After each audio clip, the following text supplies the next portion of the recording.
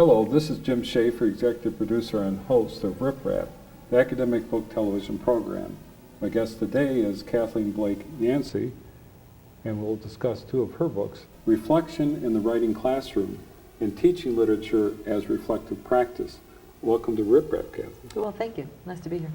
I have to admit, right from the beginning, that I really love your scholarship and the central concept of using reflection as the organizing principle in the way you teach writing and reading. And I'd like to have you talk about some about that. I think I might think about it chronologically. Reflection is something that I started thinking about explicitly. I think it's something I was interested in for a long time, but it became a topic of interest to me explicitly in the context of portfolios. And I really have to credit a TA with whom I worked at Purdue named Cindy Irwin, who raised the question about how we would understand students' texts if we asked them to comment on those texts. So that opened a door I think I'm still trying to walk through. So that would be one way that I would think about it. And that prompted me to think about reflection connected to writing specifically, but not just writing as a practice, although that's certainly part of it, with specific attention to revision often, but also reflection as a vehicle for understanding. And a vehicle for enhancing concepts and a vehicle for making connections. I am absolutely persuaded that if we invite students to make more reflections, that they learn more quickly, and by learning here I do mean something that sticks. I think we all read out of our own experience, and to a certain extent I'm reading out of my own in making this observation. But I had seen this in students in many different contexts and many different grade levels. So a lot of my interest in reflection was focused on the writing classroom. It's also the case, however, that from my point of view, writing is the flip side of reading. And what was true for writing, in my view, had to be true for reading as well. And for me, a literature class is a class about reading.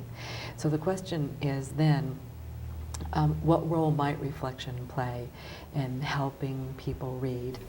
And if we found that it, in fact, could make a difference, what are the vehicles we would use?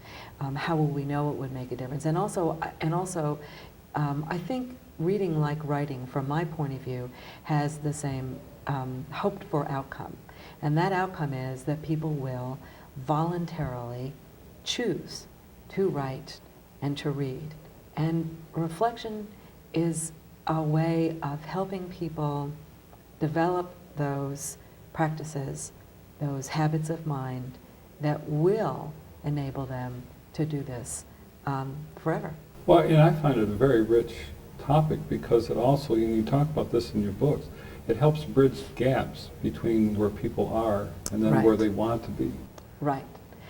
I actually have enormous confidence, and I talked about this a little bit in my talk this morning. I have enormous confidence in people's tacit knowledge about themselves and about their own practices and about their own questions. I think as a general matter, we in the school environment don't tap that tacit knowledge, and reflection is one way to do that. I think the other point I would make is that when I talk about reflection, I'm thinking not just of what happens in school.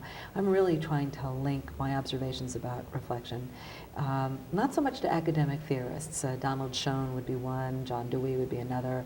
There are a lot of people who do wonderful work in this area, but I'm really looking at some sort of common sense applications of these same principles that take place outside of school. And a good example here is a medical practitioner who wants to help you, who knows a lot about medical practice, a lot about how the body functions, and doesn't know a thing about how your body functions. You're the one who knows whether the pain that you're experiencing is in your big toe or in your shoulder.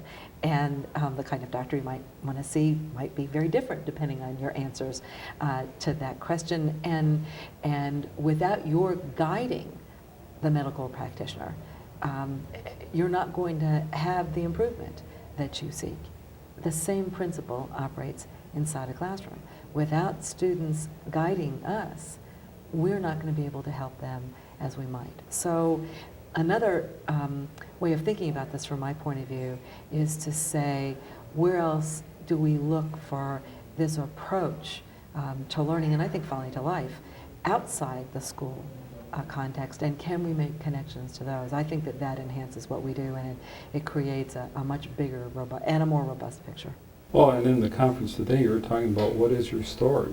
Yeah. And you have to figure out what that is, and that takes some real work.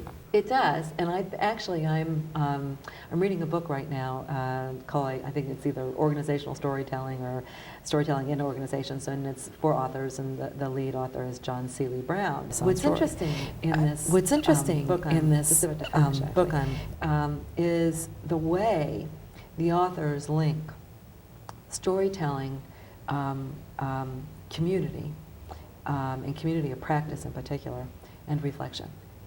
They see those terms circulating within a context. And that's interesting to me, because their argument is that any story that you create exists within a certain community of practice, that it's through reflection that you're able to create a story, and that the power of story isn't only your ability to tell history, what's happened in the past, it's the ability to forecast who you might want to become, or what project that comes after a set of reflective activities, and those reflective to create that story that finally then, if I can mix my metaphors completely now, that story creates a kind of touchstone, and that touchstone allows you to return at periodic intervals and take up the question about, am I going in the right direction? Is this still the story that I want to guide my life? Or do I need to make some correction here, either in terms of my own progress or in terms of rewriting the story? Well, you talk about how you have to keep revisiting the story, right, and talking about it within the group in your community, both as teachers, and you had this story about the M&Ms. Yes. With the surgeon. Yes. Do you want to talk about that a little bit? Sure. Because that's a useful metaphor. It is. It's not the M&Ms that we we would choose to indulge in, actually. It's I was recounting the basics of a chapter in a book called Complications, and the author is Atwa Gawande, and he writes a lot for the New Yorker as well. In fact, if you'd seen his pieces in the New Yorker, this book in some ways was a compilation of them, and an extension as well, not merely a compilation. He has a chapter called M&M, and the book, I should say, provides an account of his socialization into the practice of surgery, and he wrote it as a 7th-year resident. And in the M&M chapter, he talks about morbidity and mortality, which in this case is a reference to the weekly conference that surgeons have to try to understand what happened the previous week. They're not looking so much at favorable outcomes. What's interesting, there are a couple of things. They're looking at what went awry. It's not a complete parallel. There are certain parts of this practice that I think are not congruent with our practice, but the parts that are compelling from my point of view. One of them is that this is a part of their regular practice. And so they believe in demographic data. They believe surgeons gather what the blood chemistry. They have the demographic data.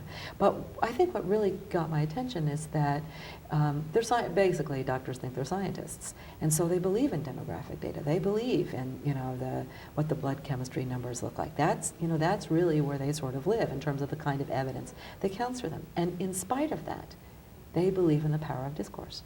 They believe in the need to come together and consider together how their practices of the previous week worked and how they might be enhanced over time. And if I let him use the knife twice. And he's a sort of tall, but what is true. My son had surgery last summer, and early in the morning, one morning, his surgeon literally bounced into the room. Astonishing to me that this man who is detached and professional in I said, I understand a little bit about this, and he went on for 20 minutes and he's probably between 60 and 65, so he's at the height of his career, this is what has made being a surgeon happen for him. It was just amazing. He talked about how much he'd learned, about how important this was, and how that would carry him for the rest of the week. My sense is that that's certainly the kind of climate we're trying to create in the classroom, where people would engage in similar kinds of practices, thinking about what they've read and what they're writing. And that's really, from a professional point of view, what teachers need, is that it needs to be built into the model of teaching, where we would not annually during the summer, or annually right now during this conference, for instance, gather together to talk. We would do this routinely. There's a protocol that they follow, and that we would learn something in the process. So reflective practice, seen in this light, offers enormous potential, not just in terms of enhancing our own practice, although that's certainly part of it, but I think also in terms of theorizing and in terms of making knowledge. Well, and that's the thing that's fascinating about your scholarship is it sees writing and reading as central activities, not peripheral, not something that you can learn in a few minutes and get by in that class. It's something, as you were saying earlier, that's not only even of some urgency that the student and the teacher participate in this ritual passage, but something that is how you approach life. It's an existential condition. It is actually. It is. I think with the writing, the focus often for reflection and writing is on let's make it better. Okay, that's what revision is about, and I think that's a valuable thing. I think it's necessary. I don't think it's actually sufficient. I actually think that two things here about that, and I'll flip to the reading for a minute. That with the writing, one has to do with reflection can help us make connections that are really important, and define and then redefine concepts. I actually think there are some key concepts here that writers have to really know in order to be better writers. Genre might be one, for instance. But I will also say that I think, I was asked one time whether I was interested in reflection around writing or whether I was really interested in reflective writing. And my answer was, in fact it was about 10 years ago actually, and my answer was both. And I think the one actually leads you to the other.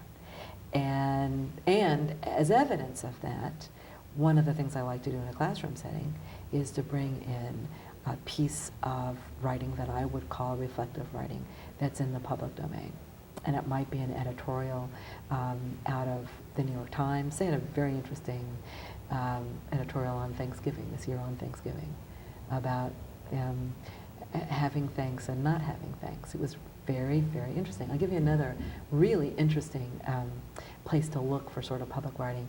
That it's interesting to me that Princess Diana and Mother Teresa died within the same week of each other. And all the reflection was devoted to Princess Diana rather than to Mother Teresa. Maybe because Mother Teresa was somewhat, a more unified icon, perhaps, whereas Princess Diana seemed, to some people, on the one hand, shallow, on the other hand, people who, someone who devoted a lot of time and attention to stopping landmines, so profound. If you went to the Time magazine that covered her death, the week following her death, you will see that there are many articles that are straightforward kinds of summary reporting kinds of pieces, and they are followed by pieces called reflection. It's very interesting. I remember that. Yeah, so it's not, so I think these are actually connected. The thing about reading is that you want people to be, in my view, you want people to be readers in this country. And you want them to be reflective readers. Why? Because reflective readers, in my view, are able to make connections to other readings, other experiences, other media. They're also able to question what they read.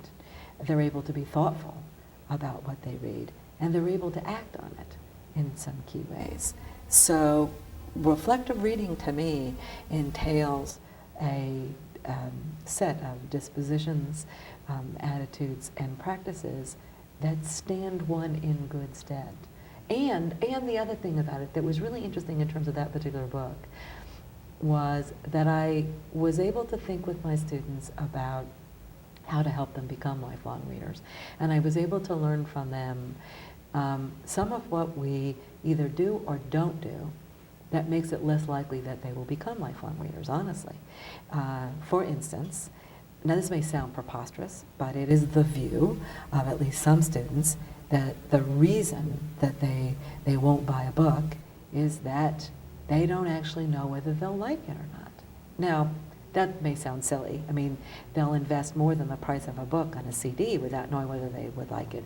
But that's, when you think about it, they actually, in fact, have a better idea of whether they'll like what's on a CD for at least 3 reasons. One is that they probably heard something from the CD on the radio. In other words, it circulates differently, okay? A second is that they probably have a community of people, and that community shares the same musical taste. So they'll know about it from that source. A third will be that they can actually go preview it at a Blockbuster or wherever it is they're going to buy music. So the pieces of community and previewing are built into the musical world in a way that they may be built in for the book world, but frankly, there are a lot more books than there are CDs. Well, and that point that you were making about community is also central to what Right. your point is, that it isn't reflection in some kind of hobo-esque island, in the stream, but it really is someone situated in the discourse, in the Right. community, Right. both, the immediate community that you have, family, classroom, Right. or whatever, but also within the larger community, and then the interactions, the dynamics that Right. happen within that. Right. And actually, some of the, Peter Elbow does very interesting work, well, that's obvious, but one of the things he does that's always interested me is appeal to sort of common sense experience, to either argue for something or to explain what's a fairly sophisticated concept. It's just not so many people who call themselves academic do that, and he does a lot of that. And so I'm afraid that what I'm going to do is something of the same thing. I'm not always sure that that's exactly where I want to go, and I'm sure I don't do it with the same agility that Peter does. But, partly this thing about community, there's lots of theory about this, just buckets full of theory. I'm not sure that some of those theories have actually made a difference in the classroom for young adults, let's say, or kids who are younger than young adults. Some of what I understand about this, honestly, I have learned from my students, and I've learned from just taking a look. Just take a look. Think about movies, for instance. Most people do not go to movies alone, but kids love movies. They love movies. And they go in herds. Okay, there's a herd mentality here. They don't always review the movie the same way, but they go together. That herd is a discourse community. Okay, it is. So if you, and you see this impulse in the culture. You see Oprah's book clubs, right? You see now I will say that for every middle-aged woman I know who's in a book club, or every 2 of them, let's say, one of them is going for chat. And I'm not sure. Frequently people say to me, oh, I had book club tonight, I haven't read the book. So I understand that there's a little slippage there. But still, it's the same principle. And the interesting thing is that then when you take those observations about what's happening in the culture, or how do things work in the culture when it's Deborah Brandt, who talks about literacy, talks about sponsors of literacy, and who were those? School is a sponsor of literacy. Religious institutions tend to be pretty big sponsors of literacy because they tend to be located in religious texts. And then she also talks about self-sponsored. Well, that's very interesting to me. What happens in the culture is that people self-organize. They do. They self-organize to do the things that they want to do. And sometimes it's organized in a big way, like Oprah, but sometimes it's just a few people who decide that they're going to read the same book, or they're going to read some poetry together. And then you take those observations that are in the culture and you turn them back to the school culture, and it makes me question why we construct things as we do, or in this case, why we structure things. And my point would be that when we teach children to read early on, we have them in groups. They read together. Children at home want to read with someone who's beloved. It's a social activity. And then what happens somewhere around third grade or so is that two monumental things happen for readers, okay, for kids. One is that they start reading chapter books, and the second is they're expected to read alone. And, you know, this is not smart. The chapter books, that's fine. Okay, that's good. I'm in favor of chapter books.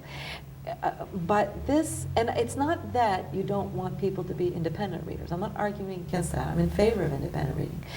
But I'm really in favor of independent reading that's reflective in the sense that you know what it takes to get you to read, okay? So if what makes one person read is seeing a movie, let's say about A Beautiful Mind, and that movie might spark your interest in math, it might spark your interest in mental illness, it might spark your interest in that period of history, and then you would go read. Now, a good example, I went to see Friday Night Lights with my son in the fall, which is a football movie. You can imagine who chose that film. And it's a good movie, actually. I enjoyed it. It was great. There was so much I wanted to know. And where did I go? I went to, print and digital material, actually, because digital material can be read as well.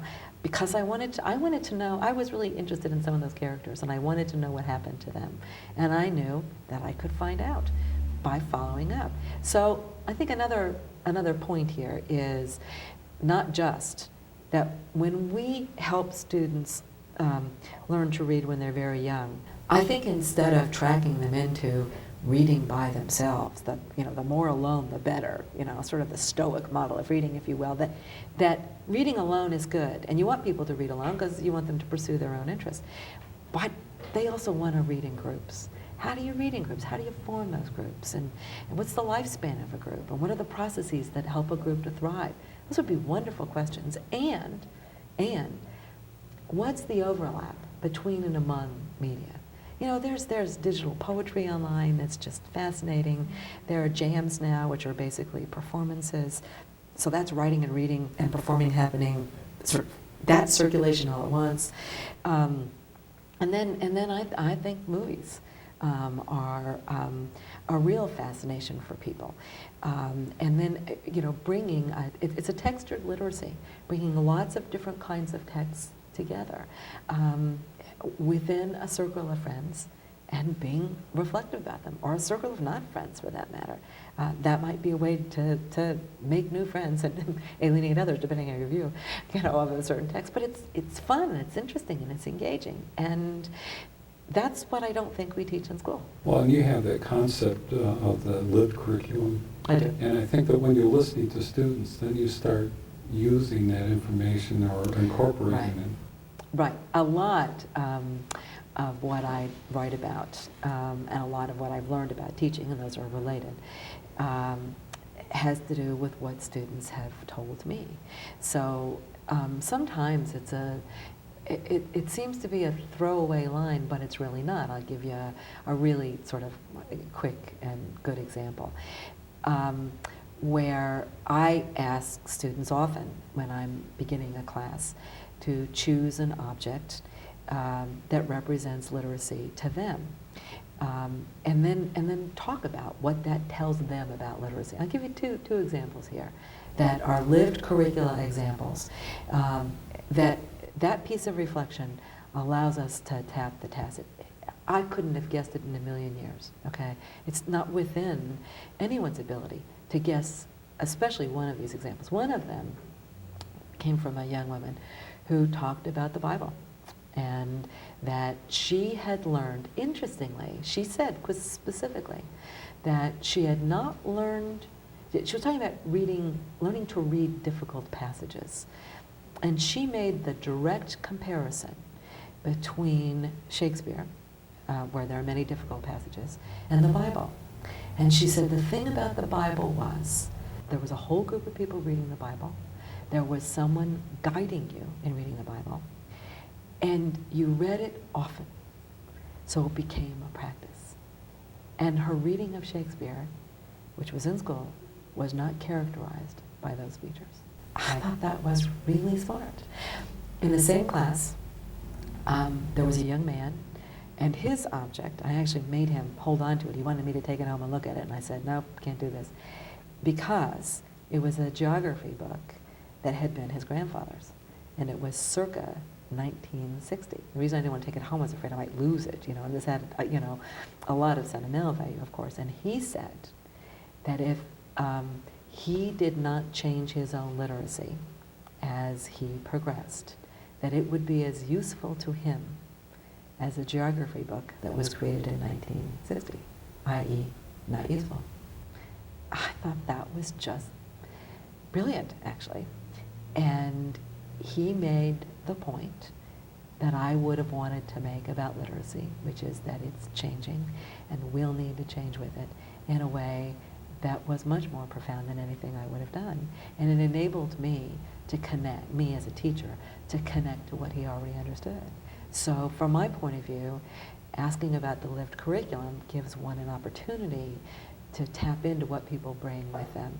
And I also think, and I talk about this a little more in the book on lit, that we need to pose questions as we go forward inside a year or a term or a semester that help people continue to make connections to the lived curriculum, which is outside your class, because those are the connections that collectively will help form a path into life after school.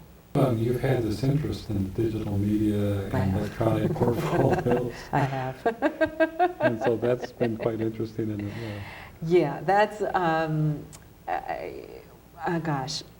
electronic portfolios is a current passion, I will say.